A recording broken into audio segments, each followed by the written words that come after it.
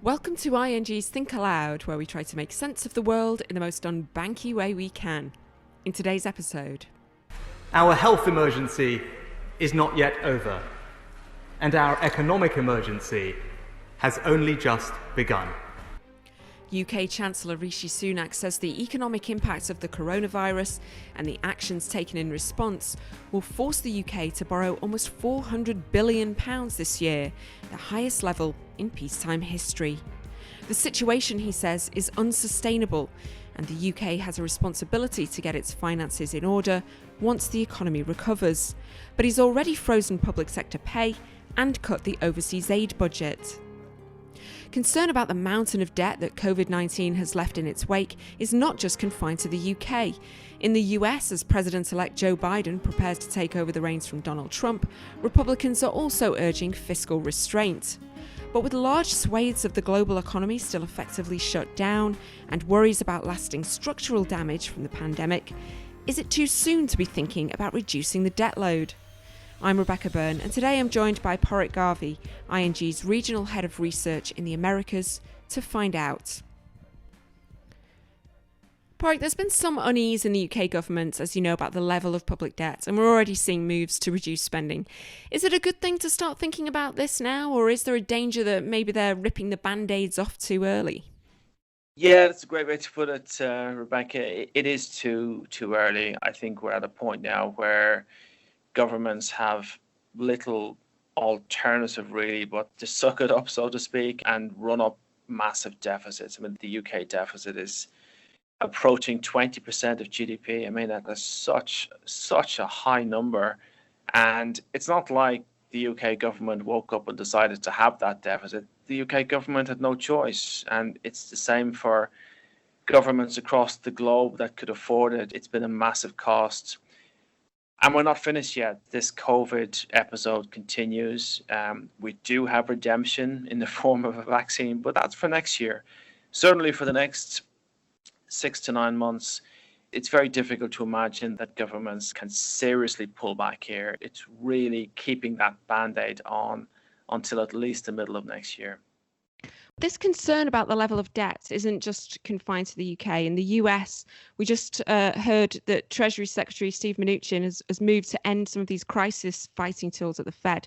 And there's been kind of growing pressure from some Republicans to reduce spending. You've described the US deficit as eye-watering, and it's likely to get worse. So what does this mean for US debt markets? Yes, it is eye-watering. It's around 20% of GDP. It's a massive hole. And indeed, Steve Mnuchin is rummaging around for cash, and some of it sits at the Fed, and he's trying to get the cash from the Fed back over to the Treasury. I think the positive aspect there from a system perspective is that he's asking for this cash from the Fed because the Fed doesn't need the cash. The system has healed quite well. And I think if you look at the markets generally, the markets have behaved really very well once we got to April this year and beyond. And we've seen that the US Treasury has come to the market, practically on a weekly basis with lots of supply asks on the marketplace, and the marketplace is taking everything down. So there's no sense of indigestion on the supply front.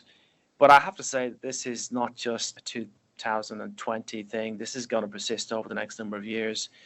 I think the big question mark will be when we're in the business end of 2021, and if we have a bit of an uplift in inflation, would the market begin to hiccup at that point, and would the marketplace demand higher rates? And that poses all kinds of risks, because if you have higher market rates, you're going to have problems with debt dynamics.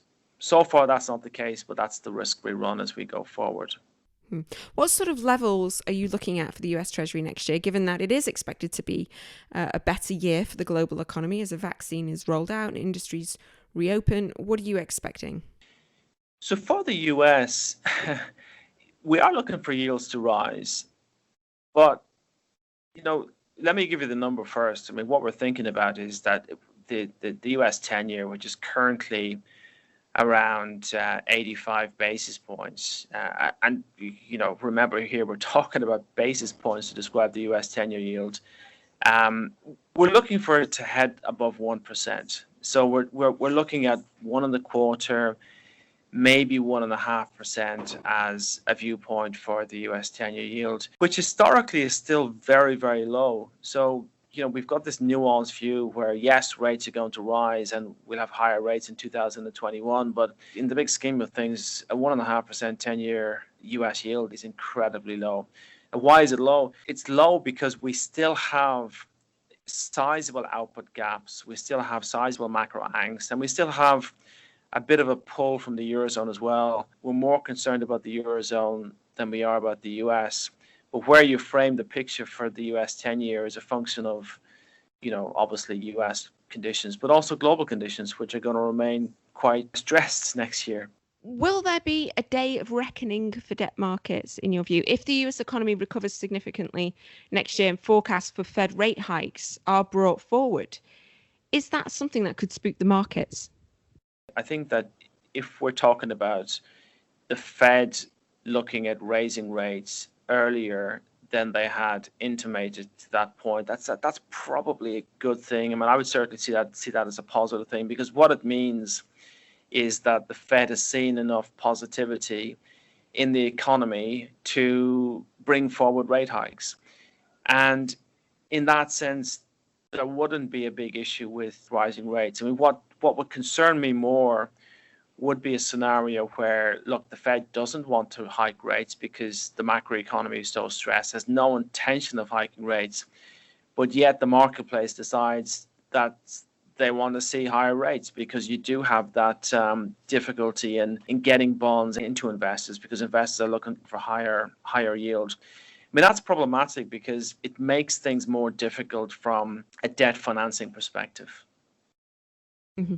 Let's talk about the EU a little bit. We're expecting a large wave of debt issuance over the coming years. You say next year we could see something on the order of 165 billion euros of supply. What will that mean for core government bonds, like the German bond, for example, which will be competing for the same investor base? Yeah, absolutely. And I think one of the staggering aspects of the bond market recently has been, on the one hand, there has been good buying of risk, okay, high yield and emerging markets. But on the other hand, there's been a really impressive demand for plain, vanilla, simple government paper. We've seen the European Union issue a whole series of social bonds over the past month or so. Most of this is negative yielding to absolutely enormous books. I mean, you're looking at books of about 100 billion for an offering of around 10 billion. My point being that there is huge demand for bonds, even negative yielding bonds. So that's a pretty positive environment, quote unquote, next year when we have all that supply to get taken down, because if you extrapolate that forward, you would imagine that there's going to be decent demand for bonds generally next year. For Germany itself, I mean, the 10-year German yield is minus 50 basis points. We're not necessarily expecting any massive movement there. We do expect there to be a pull higher, but in all probability, that 10-year yield stays negative over the course of 2021. What about the peripheral economies? In your 2021 credit outlook, you described the EU Recovery Fund as a game changer for some of them, like Greece. Why is that? Yeah, it's an interesting one that has developed over this COVID period, because for the first time ever, the Eurozone has cobbled together a joint and several liability bond. So what does that mean? It means that all the issuers that partake in this issuance, which is all the Eurozone members, are equally responsible for the payments of coupons and redemptions on that bond, which means that the likes of Northern Europe, I mean, the likes of Germany, the Netherlands, the typical Northern European hawks, are really supporting the periphery. I mean, what they're saying is, look, we're going to issue a bond here. We have your back. And, if things get tough in the future and for whatever reason you can't pay, we're going to pay. That's what it means. And that's a huge step forward. It doesn't mean it's a handout to the periphery. Absolutely not. But it's a real vote of confidence in the project coming from Northern Europe. Because, this has been one of the difficulties. Northern Europe has tended to be suspicious of the ability of Southern Europe to do the right thing. And this is an example of Northern Europe saying, okay, well, we're going to take a bit of a gamble with you guys, and we're going all in here with a bond. No freebies, but we're going to take responsibility for this, and we're going in here as a collective, which is really positive for especially the periphery. Just want to end with a quick question about the ECB, which meets in the next couple of weeks. Obviously, it's undergoing a policy review. There's been some talk that it could follow the Fed in changing its inflation stance. Does that matter for bond markets, given that they've struggled to get inflation anywhere close to the 2% target?